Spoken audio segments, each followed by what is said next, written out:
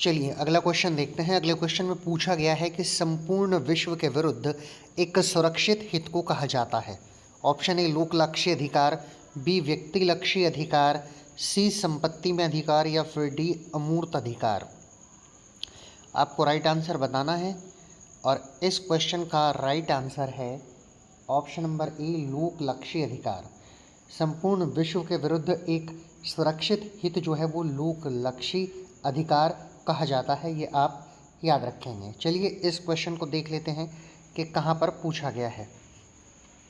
आप red pen से देख सकते हैं इस सवाल को जो है यूपीपीसीएस में 2001 में पूछा गया है। थोड़ा स्क्रीन को ठीक करते हैं। देखिए अब आप देख पा रहे होंगे यूपीपीसीएस में 2001 में इस सवाल को पूछा गया है। इसका थोड़ा सा एक्सप्लेनेशन भी देख लेते हैं। संपूर्ण विश्व के विरुद्ध एक सुरक्षित हित को लोक लक्ष्य अधिकार कहा जाता है, जबकि किसी व्यक्ति विशेष के विरुद्ध सुरक्षित अधिकार को व्यक्ति लक्ष्य अधिकार कहा जाता है। यानी व्यक्ति विशेष के विरुद्ध कोई अधिकार होगा वो व्यक्ति लक्ष्य कहलाएगा और संपूर्ण विश्व के विरुद्ध होगा तो वो लोक लक्ष्य कहलाएगा।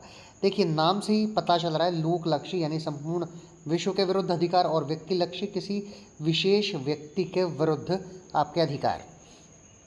अगले क्वेश्चन पर चलते हैं। अगला क्वेश्चन है सही उत्तर को इंगित करना है। एक सर्वबंधी अधिकार स्वामित्वहीन संपत्ति में एक हित है। एक सर्वबंधी अधिकार संपूर्ण विश्व के विरुद्ध संरक्षित एक हित है। एक सर्वबंधी अधिकार एक निश्चित वर्ग के व्यक्तियों के विरुद्ध उपलब्ध एक हित है। एक सर्वबंधी अधिकार केवल एक व्यक्ति के विरुद्ध उपलब्ध हित है, संपूर्ण विश्व के विरुद्ध उपलब्ध हित नहीं है।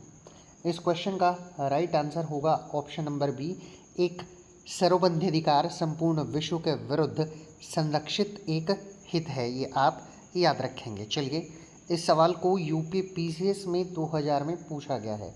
इसका थोड़ा सा एक्सप्लेनेशन फिर से देखते हैं। सर्वबंधी अधिकार समस्त विश्व पर आभारात्मक अधिकार है।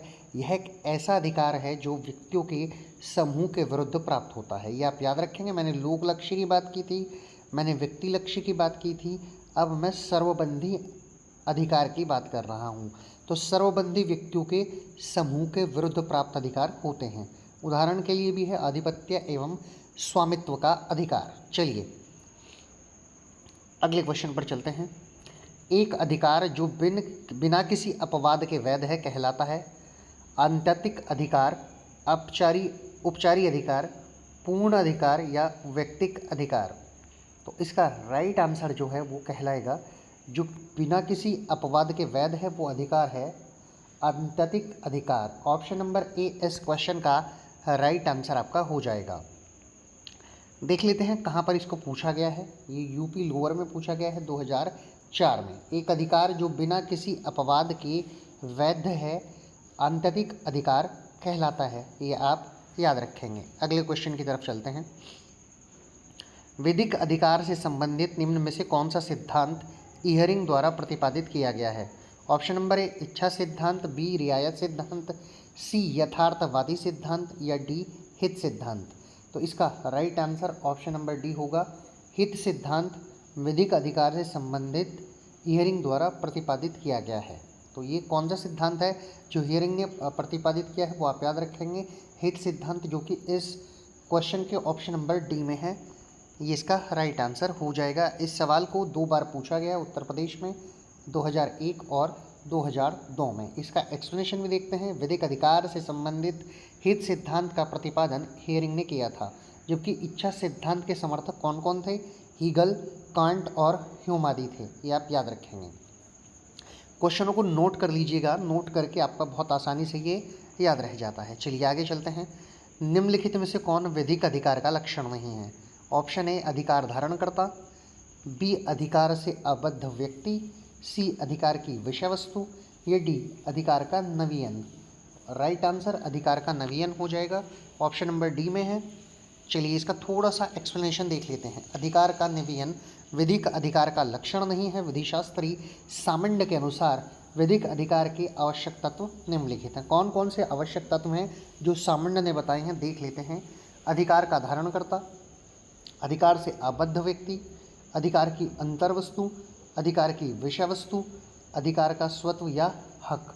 ये 5 लक्षण मैंने पहले भी बहुत सारे क्वेश्चनों में आपको कराए हैं, फिर भी एक बार आप इनको नोट डाउन जरूर कर लीजिएगा। चलिए, ये सामंड के लक्षण हैं जो बताए हैं, सामंड के तत्व हैं ये। आगे चलते हैं। अगला सवाल है, निम्नलिखित में से कौन सा सिद्धांत विधिक अधिकारों से संबंधित नहीं है? ऑप्शन ए सामाजिक मान्यता सिद्धांत, ऑप्शन नंबर बी संरक्षण सिद्धांत, ऑप्शन नंबर सी इच्छा सिद्धांत, या ऑप्शन नंबर डी हित सिद्धांत। तो इस क्वेश्चन का राइट आंसर आपका हो जाएगा ऑप्शन नंबर ए सामाजिक मान्यता सिद्धांत विधिक अधिकारों से संबंधित नहीं है। ये आप याद रखेंगे। चलिए, इसको देख लेते हैं कहाँ पर पूछा गया। यूपी पीसीएस में 2008 में पूछा गया है। इसका थोड़ा सा एक्सप्लेनेशन भी हम लोग देख लेते हैं। सामाजिक मान्यता सिद्धांत विधिक अधिकारों से संबंधित नहीं है। संरक्षण सिद्धांत, हित सिद्धांत एवं इच्छा सिद्धांत विधिक अधिकारों से संबंधित हैं। ये कौन कौन से नहीं हैं और कौन कौन से संबंधित हैं वो भी आप याद रखेंगे। चलिए, अब अगले क्वेश्चन की तरफ चलते हैं। आपको गलत उत्तर बताना है इस क्वेश्चन में। एक विधिक अधिकार की निम्नलिखित विशेषता है। कौन सी विशेषता नहीं है ये बताना है। किसी कृत्य या प्रवृत्ति से अधिकार का संबंध, आबद्ध व्यक्ति, विधिक अधिकार का विषय सदैव एक जीवित व्यक्ति होना चाहिए, या डी वस्तु जिसके संबंध में अधिकार है। तो ये सही नहीं है, गलत उत्तर है ये।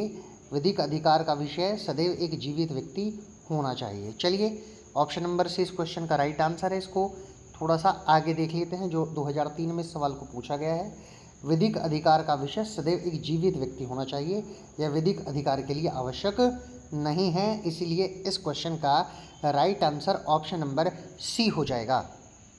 अगले क्वेश्चन पर चलते हैं। विधिक अधिकार के दो मुख्य सिद्धांत कौन से हैं ये बताना है। ऑप्शन है इच्छा सिद्धांत और हित सिद्धांत, बी इच्छा सिद्धांत और कली पदार्थ सिद्धांत, ऑप्शन सी हित सिद्धांत और रियायत सिद्धांत, ऑप्शन डी हित सिद्धांत और यथार्थवादी सिद्धांत। इस क्वेश्चन का राइट आंसर आपका है ऑप्शन नंबर ए इच्छा सिद्धांत और हित सिद्धांत विधिक अधिकार के दो मुख्य सिद्धांत हैं। आप याद रखेंगे ऑप्शन नंबर ए इच्छा सिद्धांत और हित सिद्धांत। इस सवाल को पीसीएस में 2003 और 2004 में पूछा गया है। एक्सप्लेनेशन देखते हैं। विधिक अधिकार के दो मुख्य सिद्धांत हैं, एक इच्छा सिद्धांत और हित सिद्धांत।